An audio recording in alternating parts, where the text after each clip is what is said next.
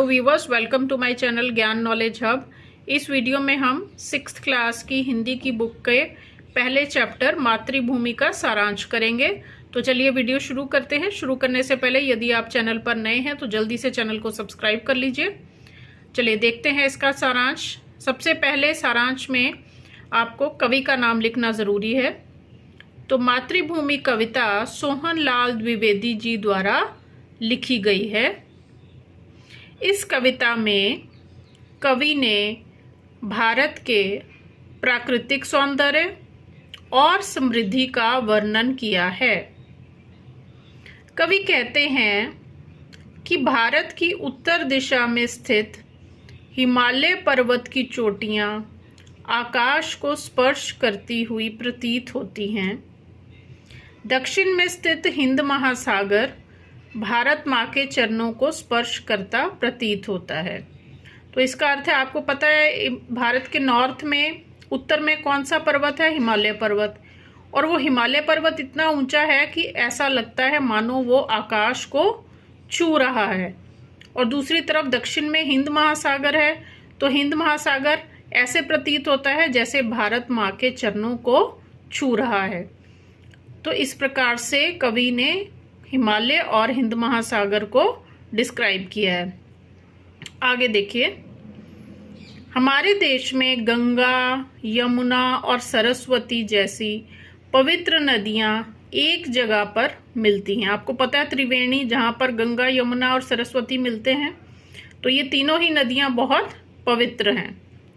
कवि को अपनी मातृभूमि सोने जैसी प्रतीत होती है और उसे इस पर गर्व है। तो कवि ने अपनी मातृभूमि भारत को किससे कंपेयर किया है? सोने से। जैसे सोना एकदम शुद्ध होता है, उसी तरह से भारत भी पवित्र है और उसे अपनी भारत भूमि पर गर्व है।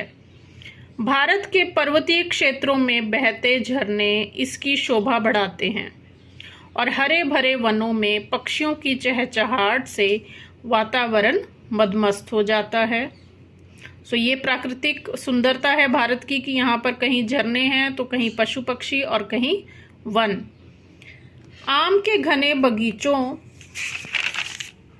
में वसंत ऋतु के आगमन पर कोयल की मीठी आवाज सुनाई देती है। तो जब आम के पेड़ पर आम आ जाते हैं वसंत ऋतु में, तो कोयल की मीठी आवाज सुनाई देती है।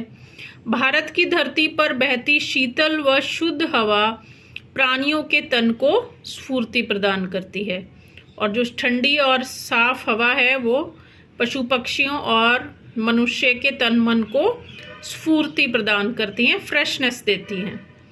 यहाँ अनेक धर्मों की स्थापना हुई। आपको पता है भारत में बहुत सारे धर्मों की स्थापना हुई, जैसे कि बौद्ध धर्म, हिंदू धर्म।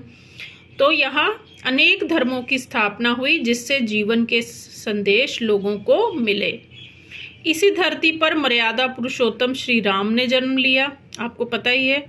तो मर्यादा पुरुषोत्तम श्री राम ने अयोध्या में जन्म लिया।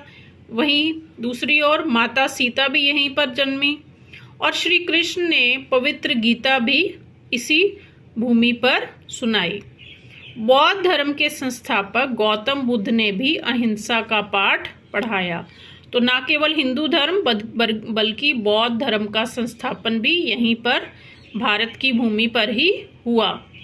कवि कहते हैं कि यह मातृभूमि उनकी है और उन्हें इस पर गर्व है।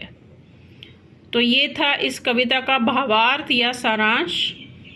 यदि आपको वीडियो अच्छा लगा हो तो लाइक और शेयर ज़रूर करें।